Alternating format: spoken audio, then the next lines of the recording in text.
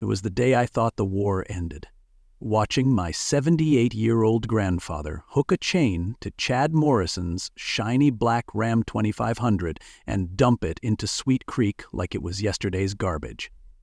If you'd told me a month earlier that my grandpa would be behind the controls of an excavator, dropping a truck into a body of water with all the grace of a ballet dancer and the legality of a seasoned veteran, I'd have laughed. But that was before Chad, before the HOA decided our 100-year-old family ranch was suddenly up for community interpretation.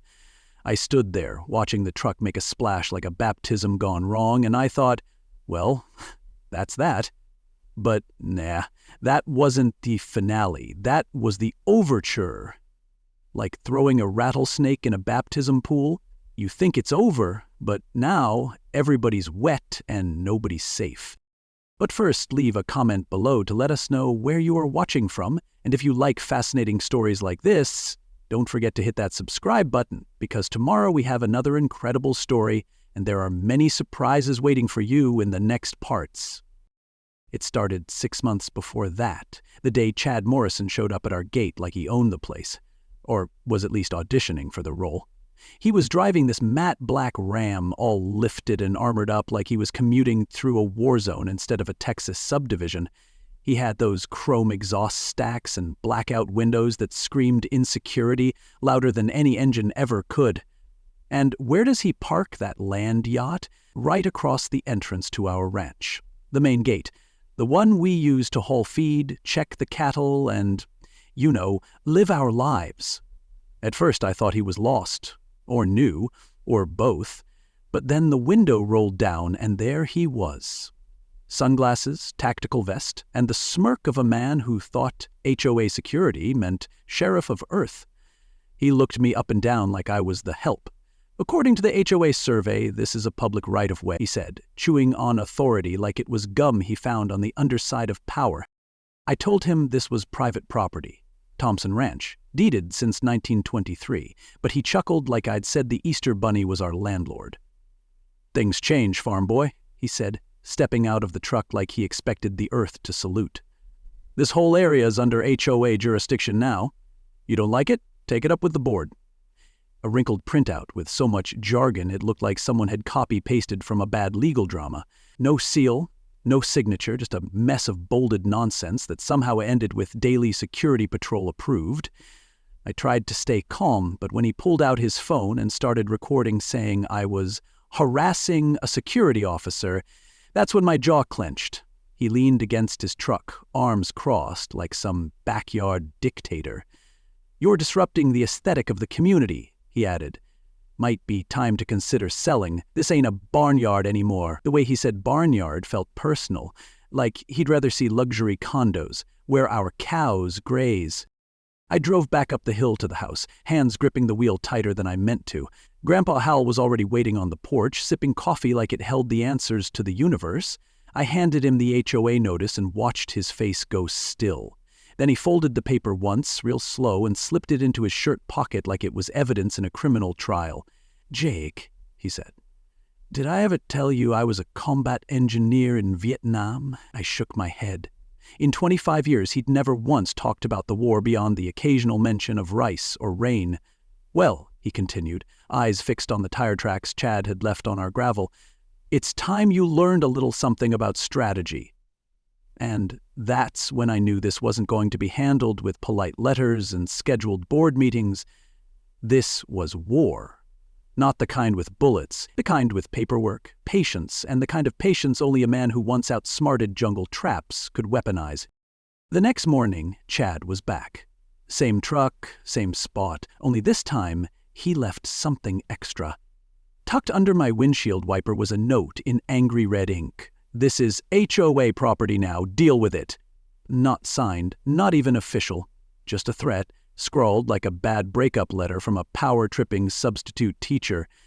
I took it to Grandpa, and he read it twice before folding it neatly and setting it on the table next to his coffee. He didn't say anything for a long while. Then, quietly, he looked out the window, toward the gate, and muttered, "Time to teach this boy about boundaries." And that's when the wheels really started turning. Not just in Grandpa's head, but on every piece of machinery he'd ever kept oiled, licensed, and perfectly legal.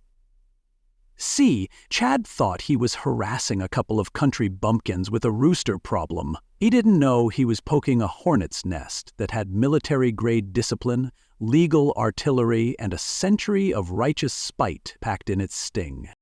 Emily showed up the next afternoon, hair in a ponytail, boots still dusty from walking straight across the pasture, law books in one hand, iced coffee in the other, and a look that could melt courthouse marble. She wasn't just visiting. She was hunting. I told her what happened with Chad, showed her the notice, and expected some kind of gasp or outrage, but Emily didn't blink. She bit down, she scanned the paper like a hawk with a legal pad, eyes narrowing. "This isn't just illegal," she said. "It's insulting." She dropped her coffee on the table, rolled up her sleeves, and flipped open her laptop like she was about to rewrite the Constitution. I'd seen Emily win debates, take down professors, and fact-check the mayor at a town hall, but that afternoon she was different. She wasn't in student mode. She was in attack mode, like a librarian with a bazooka, ready to file a lawsuit and blow the filing cabinet straight to hell. She didn't take long to find the rot. Chad Morrison wasn't just some overly zealous HOA musclehead. He was a disgraced ex-cop who'd been forced out of the Austin PD 2 years prior. Public records showed he had a string of complaints ranging from excessive force to inappropriate conduct. One internal note recommended a psychological evaluation after a traffic stop where he allegedly pulled a taser on a teenager for mouthing off. But here's the kicker. He didn't just land the HOA gig by accident. Turns out, Chad had been married into the Morrison Blackwell family. His ex-wife? Daughter of Margaret Morrison Blackwell, current HOA board president and self-appointed monarch of Pine Creek Estates. So even after the divorce and his public career crash, Margaret gave her good-for-nothing ex-son-in-law a job. Not a real job. No badge, no jurisdiction, just a shiny vest and the keys to a power trip. This wasn't neighborhood security, it was a family-run fiefdom. That HOA wasn't a board. It was a backroom poker game with clipboards and grudges. Emily kept digging, and the more she found, the harder she grinned. She pulled out maps, old surveys, land deeds, and county filings. "Jake," she said, pointing to a thick file labeled Thompson Estate, 1923, "your family's been on this land for 100 years. The HOA was incorporated in 2017. They can't impose anything on your property. You're not part of their jurisdiction. You never opted in, never signed off. Their bylaws don't apply to you." Then she showed me the road. Chad's so-called public right-of-ways. A private easement deeded to our ranch long before Pine Creek Estates ever broke ground. In other words, Chad wasn't patrolling a community. He was trespassing. Everything he'd done, every warning, every threat, was all bluff. "This guy's entire authority," Emily said, slamming her laptop shut, "vanishes faster than snow in a barbecue pit." But Emily wasn't done. "Now that we know the law's on your side, we document everything." She laid out a plan. Cameras facing the gate.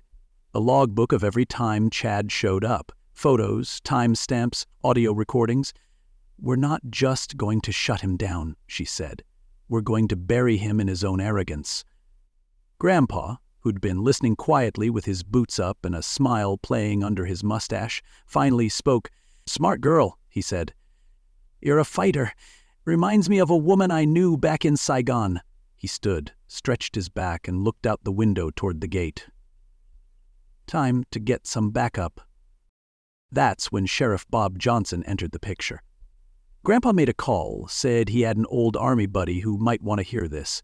The next morning, a big man in a tan uniform rolled up in a county-issued pickup, badge polished, hat straight. Bob Johnson had the calm presence of someone who'd stared down hurricanes and bureaucrats alike. When Grandpa introduced us, the sheriff shook my hand and said, "Heard you got a pest problem. Thought I'd bring the right spray." We told him everything. Chad, the threats, the property line violations, the forged notices. Bob listened, nodding occasionally. But when we handed over Chad's personnel file and HOA connection, his face changed. "I ran this guy's name last year," he said. Didn't realize he landed in our backyard. He's not just a bully, he's a liability. You give me a week, I'll have everything we need to make a move. And just like that, we had our triangle. The law student, the old vet, and the sheriff. 3 corners of a trap. And Chad was sitting in the middle bragging about how tight his vest fit. But bullies don't just lie, they organize. And that's exactly what he did next. It started with him doubling down. Daily patrols in front of our gate, parking his truck like it was his throne. But this time, he brought friends, folding chairs, a cooler, and a full-blown grill. Community watch barbecue, he called it. Grandpa watched them from the porch, sipping coffee with a smirk. "Time for reconnaissance, son," he said. "They brought pork chops. We'll bring paperwork." And I knew right then we weren't just defending land, we were defending legacy. And Chad had no idea that his little HOA war had just made the dumbest move of all, poking a family with roots deeper than any development plan. It happened on a Saturday, like any other, except this time the air smelled like charcoal, arrogance, and cheap beer. I woke up to music blaring from the front gate, something with too much bass and not enough brain cells, and when I looked out the window, I saw it. Chad Morrison and his personal HOA goon squad throwing a full-blown barbecue right on our property. I'm talking folding chairs lined up like it was tailgate Sunday, a portable grill belching smoke over our cattle pasture, and coolers packed with enough light beer to sterilize a small town.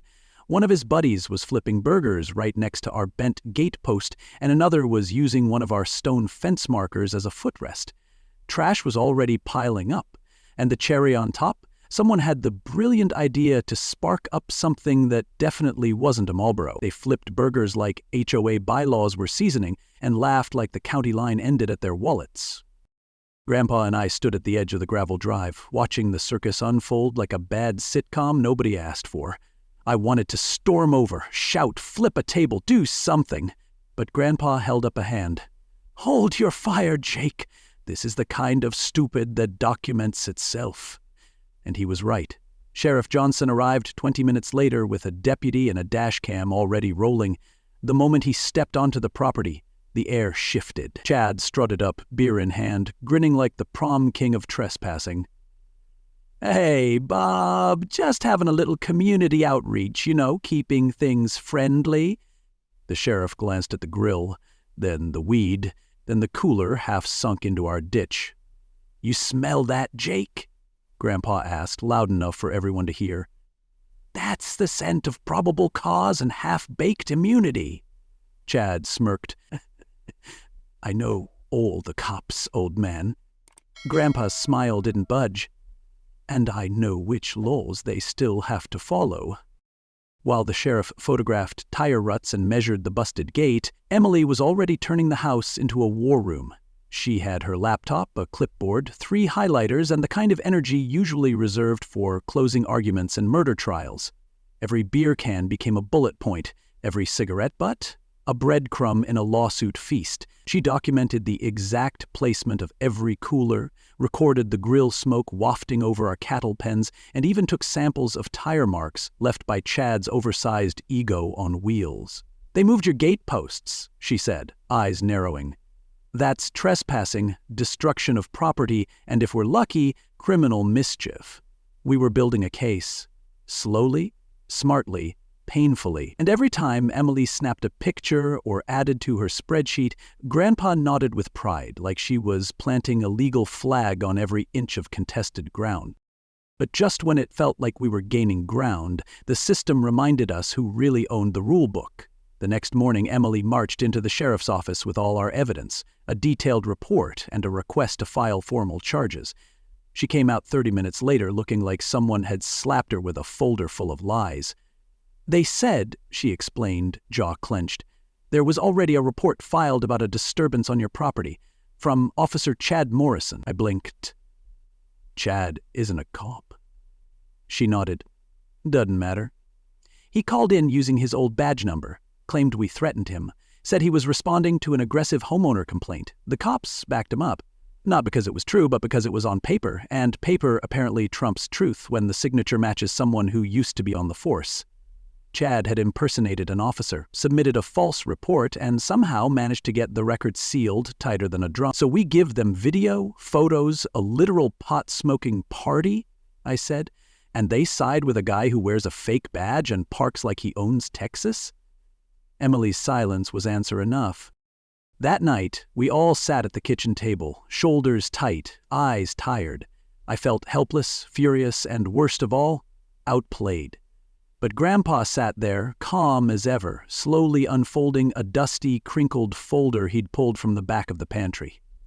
"Jake," he said, sliding the folder toward me, "meet Operation Sweet Creek." The label looked old, handwritten like it had survived fire, rain, and about 4 presidential administrations. "What is this?" I asked. Grandpa just smiled that small, dangerous smile. "It's the blueprint for something they're not ready for. They want a fight, fine, but from now on, we choose the battlefield." Emily leaned forward. "You're saying we stop playing defense?" Grandpa nodded. "No more reacting. It's time we play like we're still in control. Because legally, we are. And strategically, they just lit the fuse on the wrong powder keg." As I flipped through the maps, easement diagrams, and what looked suspiciously like a hand-drawn schematic of our entire back acreage, I realized one thing. Chad might have brought smoke to our gate, but Grandpa was about to bring fire to his front door. We didn't strike back right away. That was the whole point. Operation Sweet Creek started with silence. Me walking around the ranch with slumped shoulders, Grandpa rocking quietly on the porch like he'd finally been beaten, and Emily staying away from the gate altogether. Chad thought he'd won. That was the bait. He parked his truck closer each day, stayed longer, brought his buddies back for a few hours at a time like it was his own personal rec center, and every time he left a beer can in our gravel or flicked a cigarette into the pasture, we smiled, because we were watching, documenting. Grandpa had this glint in his eye I hadn't seen since the sheriff read off Chad's rap sheet. "Let him think he's biting steak," he told me, "while he's swallowing the hook." And we sharpened that hook with every fake concession, every accidental wave, every little act of apparent defeat. We didn't just lay low, we played dead, and Chad, in all his glory, walked right into it. But while we played our part, Chad changed targets. Emily. It started with messages from a blocked number, casual at first, then specific. "Saw you at the diner today. Pretty dress. Lawyers can do better than farmers." The texts came at all hours, then phone calls that hung up as soon as she answered. One day she opened her inbox to find an old photo of her and me at a county fair. With the caption, "You could do better." He texted like a teenager and threatened like a loan shark. We knew it was him, even without proof. He knew when she'd leave class, when she'd stop at the coffee shop, and once he even sent a message that said, "Your boyfriend's cattle aren't the only thing that can disappear." Emily went to the police, filed reports, showed them the texts, and the same desk sergeant who had once dismissed us gave her a half-hearted nod and said, "Ma'am, unless he lays a hand on you or says something directly violent, there's not much we can do." Like stalking was a weather forecast. You just had to wait until it turned dangerous enough. Then came the footprints by the kitchen window. We didn't hear anything that night, but in the morning Emily found the prints in the dirt just beneath the sill. Muddy, wide, unmistakably fresh. 2 nights later, she heard a vehicle on the gravel. I was out meeting with a feed supplier, and Grandpa had gone to town. Emily was alone.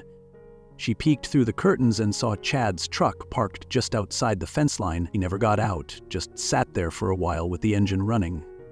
When he finally left, she noticed one of her tires had been slashed. That was the night she took Grandpa's old hunting rifle down from the shelf and slept with it by the door. The next day, she told me with tears barely held back, "He doesn't just want to scare us, he wants to own us." I offered to stay with her, but she shook her head. "No, I'm not running. But I'm not sitting still either." The next time Chad pulled up in front of the ranch, he rolled down his window and said, "Your boyfriend can't protect you, but I can." She didn't flinch. She just stared back until he drove away. Emily tried everything.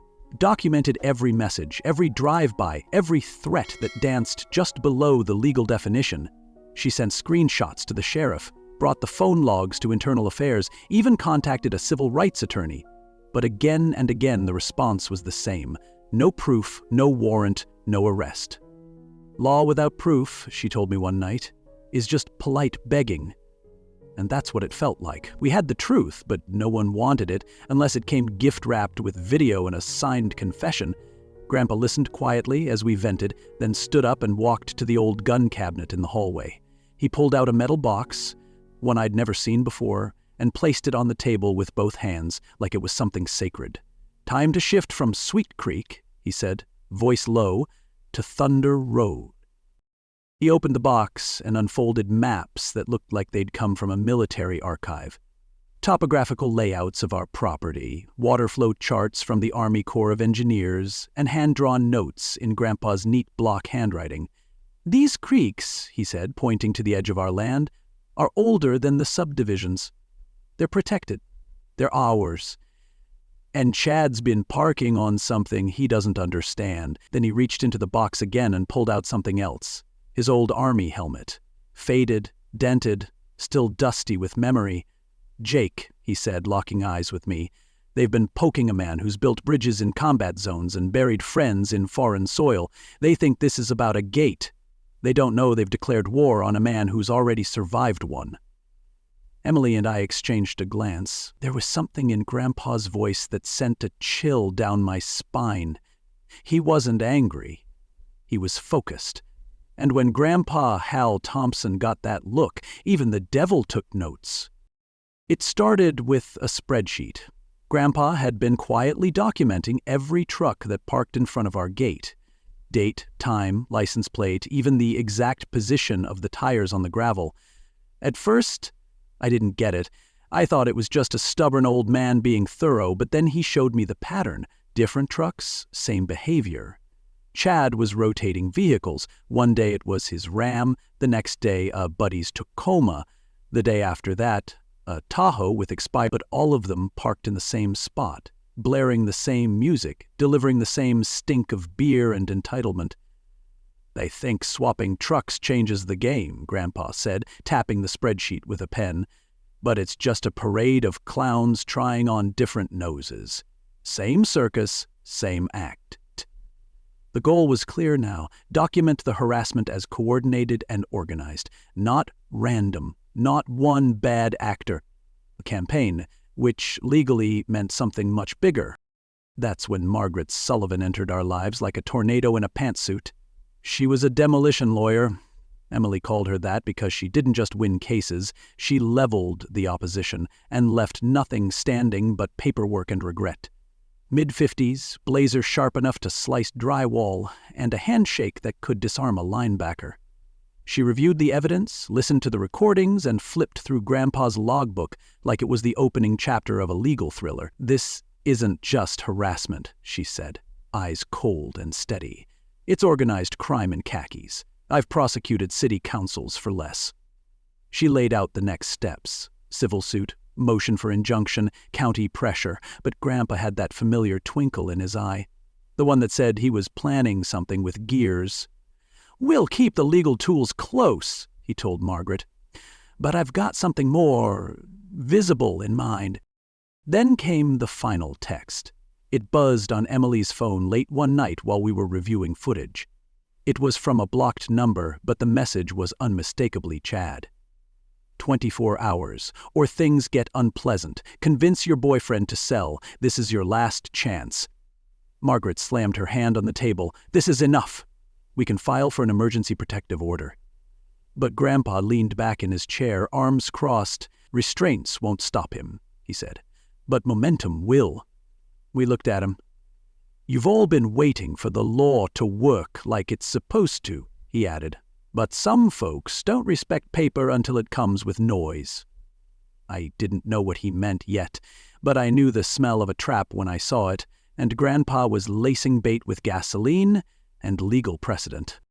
Chad showed up the next evening just before sunset, rolling in with 5 trucks and a bullhorn like he was there to host the HOA Super Bowl. "Jake Thompson," he barked from the gravel. We need to talk."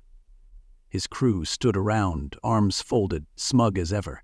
That's when they heard it, the low, slow rumble of something heavy coming to life. Lights flashed near the barn, gears clanked, and out rolled Grandpa in his old excavator, helmet strapped tight, American flag duct-taped to the side. The men froze. Grandpa didn't say a word.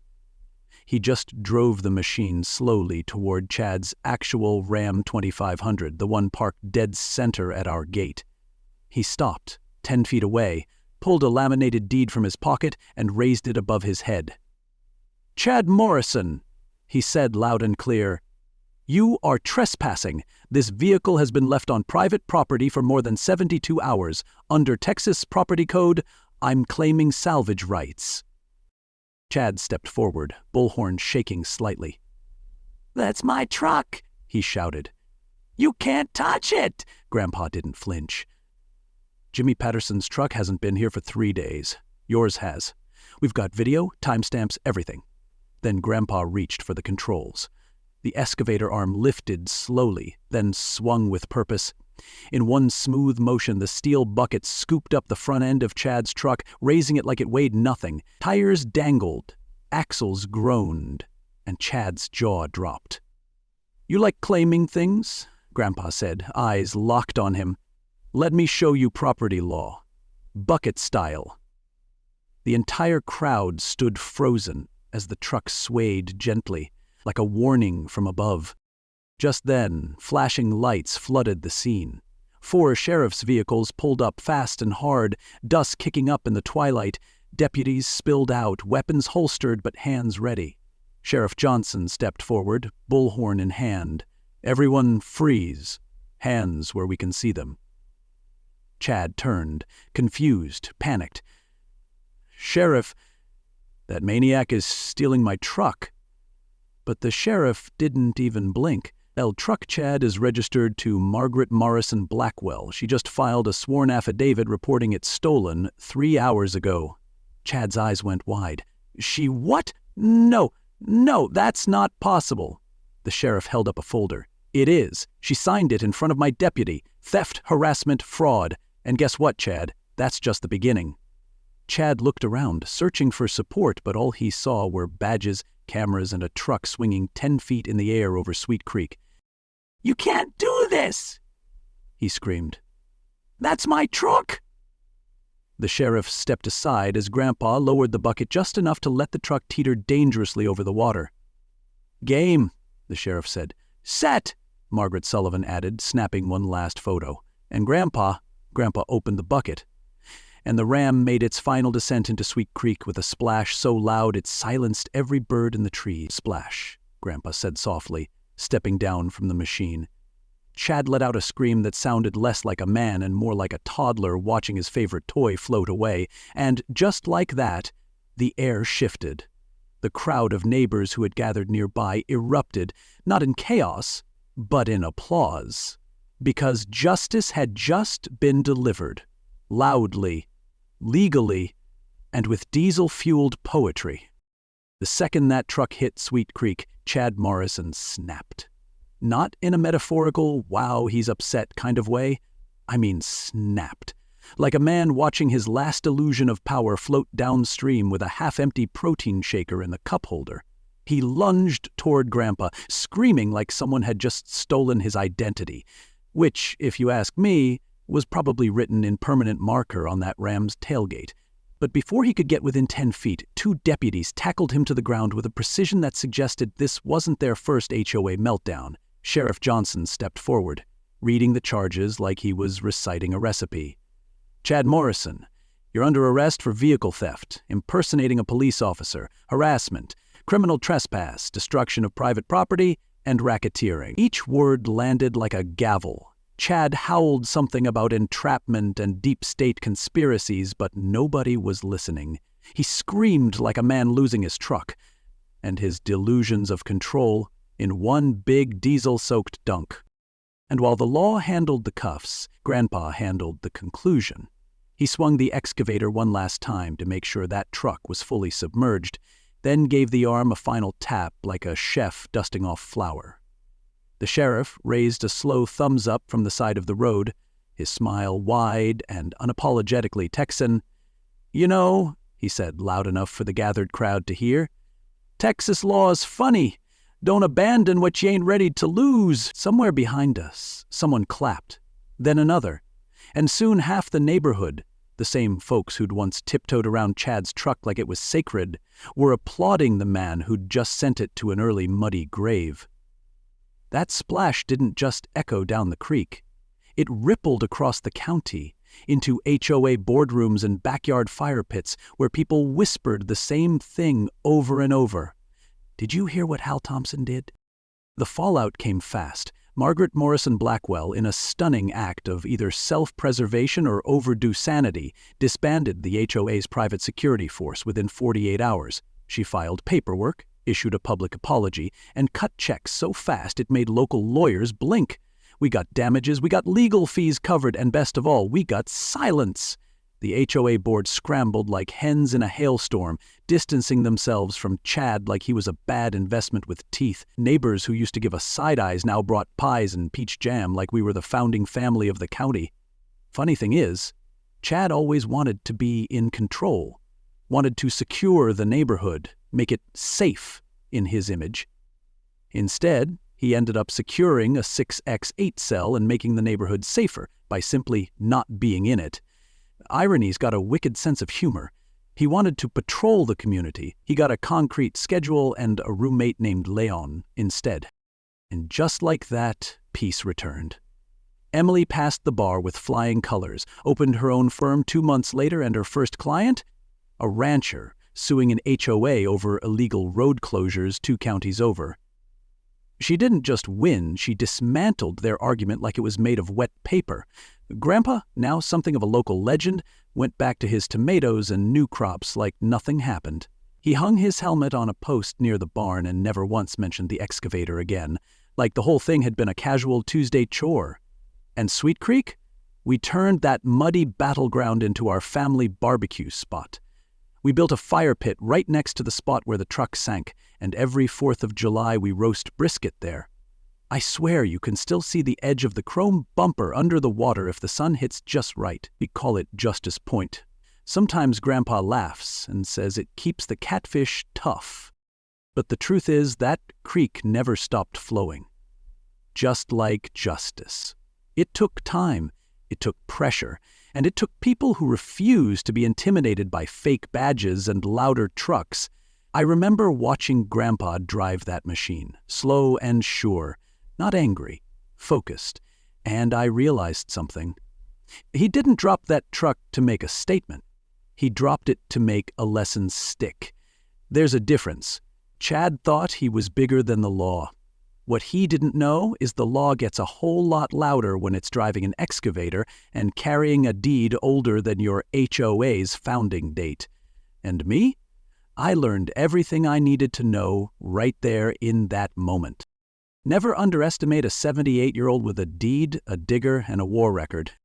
Leave a comment below to let us know where you are watching from, and if you like fascinating stories like this, don't forget to hit that subscribe button because tomorrow we have another incredible story and there are many surprises waiting for you in the next parts.